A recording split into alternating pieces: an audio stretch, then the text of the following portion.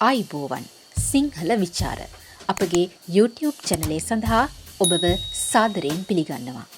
තවත් මෙවැනි අධ්‍යාපනික වීඩියෝ නැරඹීමට අපගේ YouTube චැනලය දැන්ම සබ්ස්ක්‍රයිබ් කරන්න. ශ්‍රී ලංකාවේ ආර්ථිකය රචනාව පහත ඡේදයේ කියවා ශ්‍රී ලංකාවේ සම්පත් භාවිතය පිළිබඳව වචන 250කට නොඅඩු රචනාවක් ලියන්න. ශ්‍රී ලංකාව සියලු දෙසින්ම ඉන්දියන් සාගරයෙන් වට වී ඇත. ඒ නිසා ඉන්දියන් සාගරයෙන් සෑහෙන ප්‍රමාණයක් ශ්‍රී ලංකාවට අයිති වේ. මත්ස්‍ය සම්පතට අමතරව විවිධ ඛනිජ සම්පත් රාශියක් සාගරයේ අන්තර්ගත වෙයි. මේ සම්පත් භාවිතයට ගැනීමෙන් රටේ ආර්ථිකය ශක්තිමත් කළ හැකිය. එහෙත් අප රට තවමත් එම සම්පත් වලින් නිසි ඵල නෙලාගෙන නොමැති බව පෙනෙන්නට ඇත.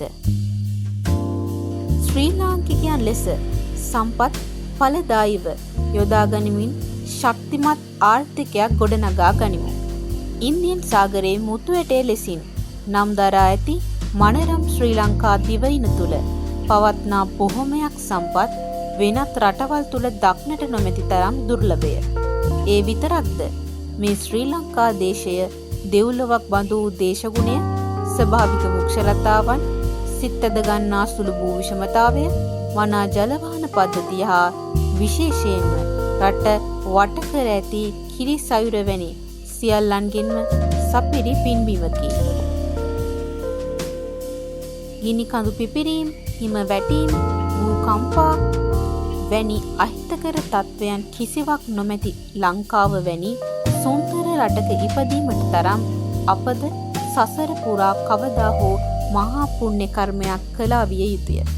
ලොව වෙනත් රටවල දැකිය නොහැකි මුතුමැණික් ඛනිජ සම්පත් පමණක් නොව ගස්වැල් සතා සිව්පාවන් පවා අප රටට එකතු කරන්නේ අමිලෝ වටිනාකමකි. උපායශීලී වෙමින් සංචාරක ව්‍යාපාර ආදිය දියුණු කිරීම තුළින් ඒ වටිනාකම් ඕනෑම මොහොතක මිල මුදල් කරගත හැකි වන නමුත් තවමත් ඒට නිසි වැඩපිළිවෙලක් නොමැති වීම රටේ ජනතාවගේ අභාග්‍ය වේ. පෙරදිග ධාන්‍යාගාරයේ ලෙසින් අතීතයේ පටන් ඉතාමත් උසස් විරුදාවලියකට පාත්‍ර වීමට තරම් සරුසාර පසක් ලංකා ද්වීපයේ සතු විය. එදා මුතුන් මිත්තන් භූමියෙන් නිසිඵල ප්‍රයෝජන ලබා ගනිමින් විදේශිකයන්ට පවා ආහාර ද්‍රව්‍ය අපනයනය කිරීම නිසා එවන් විරුදාවලියක් ලැබීමට පවා හැකි වුවද නූතන ඩිජිටල් පරපුර පෝෂණය වීම සඳහා ආහාර පාන පවා විදේශයන්ගෙන් ආනයනය කිරීම රටේ ජනතාවගේ අභාග්‍යකි. රට වටේටම ඇත්තේ සයුරයි. එසේ වෙද්දීත් අප රට තින් මාළු පවා පිට රටින් ආනයනය කරයි. අප රටට පමණක් නොව ලෝකයටම පවා පෝෂණය කිරීමට හැකි මත්ස්‍ය සම්පතක් අප සයුර තුල පවතී. මත්ස්‍ය අභිජනන සිදු කරමින් නිසි වැඩපිළිවෙලක් යටතේ සම්පත් ක්ෂය නොවන පරිදි සම්පත් ඵලදායීව භාවිතයට ගත යුතුය. ඉස්සන්, පොකේ ඉස්සන්, දැල්ලන් වැනි මුහුදු සත්වයින් පමණක් නොව විවිධ මුහුදු ශාක පවා යොදා ගනිමින් ආහාර නිෂ්පාදනය සඳහා අවධානය යොමු කළ යුතුය. මේවා පිළිබඳව විශ්වවිද්‍යාල උපාධි පාඨමාලා පවා තිබුණද ඒවායින් උගත් දැනුම රැගෙන ඔවුන් විදේශ රටවලට රැකියා සඳහා යොමු වනවා මිස රට තුළ නිෂ්පාදනයක් සිදුවනු දැකිය නොහැකි වීම අභාග්‍යකි. තවද ලංකාවේ බාහිර කලාපය තුළ පවත්නා ඛනිජ සම්පත යනු අනිවාර්ය වශයෙන් සාකච්ඡා කළ යුතු කරුණකි. මන්ද වර්තමානය වන විට ඛනිජ ද්‍රව්‍යවල මිල ඉතා විශාල වශයෙන් ඉහළ යන බව අන්තර්ජාලය, පුවත්පත් වැනි මාධ්‍ය තුලින් අපට දැන ගැනීමට පුළුවන්.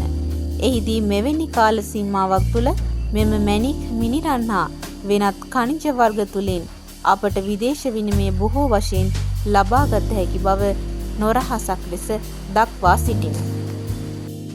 තවද විදේශිකයන්ගේ ආකර්ෂණය නොමදව ලබාගත හැකි රටක් වශයෙන් ශ්‍රී ලංකාව හඳුන්වා දිය හැකිය.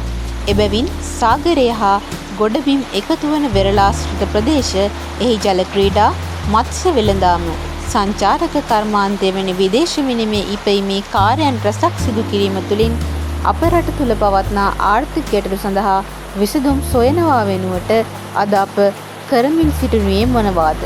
පැමිණෙන විදේශිකයන් සූරාකමින් රටේ ආරක්ෂාව පිළිබඳ අවධානය බොඳ කරමින් රටේ ප්‍රතිරූපය විකෘති කරමින් සංචාරක කර්මාන්තය ප්‍රවර්ධනය කරන්නේ සිහිනෙන්ද? නිසි ප්‍රතිපත්තියක් හෝ දැක්මක් නැති පත්වන දේශපාලන පක්ෂයේ අරමුණු වෙත පමණක් දිව යන සුපුරුදු දේශපාලනය තුළ ඵලදායී සම්පත් පරිහරණයක් අපේක්ෂා කළ නොහැකිය. කොරෝනා ආදී ආර්ථික දුෂ්කරතා පැමිණි බව සත්‍ය වේ. නමුත් පවතින දුෂ්කරතා නිදහසට කාරණා කර නොගෙන නූතන ලෝකය හා කරට කර ගැටෙමින් දියුණුවේ මන්පෙත් විවර කර ගැනීමට පමා වී හෝ කටයුතු කළ යුතුය. මෙතරම් සම්පත් වලින් අනුවුණ රටක් තිබියදී මෙතරම් පහත් මට්ටමක ආර්ථික තත්ත්වයක් රැගෙන යාම ශ්‍රී ලාංකිකයන් වශයෙන් නුසුදුසු කරුණකි. ඒ නිසා මේ සියලු සම්පත් වාහේ ප්‍රයෝජනයට ගනිමින් ලාංකීය අනන්‍යතාවය තහවුරු කොට ශක්තිමත් ස්ථාවර ආර්ථික තත්ත්වයක් ගොඩනගා ගැනීමට රජයේසීම අප හැම ක්‍රියාත්මක විය යුතුය. ඉදිරිපත් කිරීම දසුනී මහවත්ත. තවත් මෙවැනි වීඩියෝ පටයකින් හමුවෙමු. අපගේ චැනලය නැරඹීම වෙනුවෙන් ඔබට ස්තුතියි.